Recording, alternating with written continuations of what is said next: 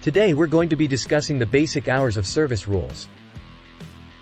As a truck driver, it's important to understand the basic hours of service rules and how they apply to you.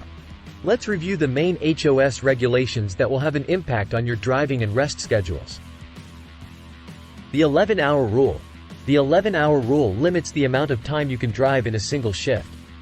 According to this rule, you can only drive a maximum of 11 hours after taking 10 consecutive hours off duty. The 14-hour rule. The 14-hour rule limits the total amount of time you can work in a single work period. You can only work for a maximum of 14 hours after coming on duty, regardless of how many hours you spend driving. Once you reach the 14-hour limit, you must take 10 consecutive hours off duty before beginning your next shift. It's important to note that the 14-hour limit is separate from the 11-hour driving limit. Even if you haven't driven for the full 11 hours, you must still stop working after 14 hours on duty. The 8-hour rule. The 8-hour rule limits the amount of time you can drive before taking a break. According to this rule, you are required to take a break of at least 30 minutes after driving for a period of 8 hours. You can take this required break in sleeper berth, off-duty or on-duty not driving status or any combo of the three. The purpose of the 8-hour HOS rule is to prevent fatigue and ensure that you have enough time to rest and recharge during long shifts. By taking regular breaks, you can reduce the risk of accidents caused by fatigue and maintain your alertness while on the road. The 60 or 70-hour limit. The 60 or 70-hour rule limits the amount of time you can drive during a 7 or 8 day period.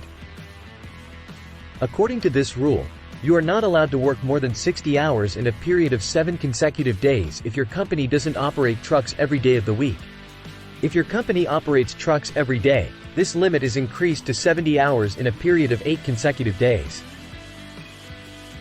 The purpose of this rule is to prevent fatigue and ensure that you have enough time to rest and recharge between work periods. The 34-hour reset provision.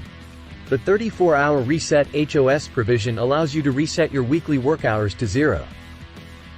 This rule allows you to take a continuous 34-hour break in order to reset your work week and start a new 7 or 8 day work period. The purpose of the provision is to provide you with adequate time to rest and recharge after a busy week on the road.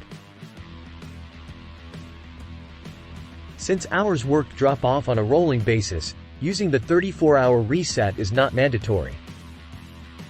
But you can take a full 34 hours off duty or in the sleeper berth in order to totally reset your weekly driving clock. Required ELD documents.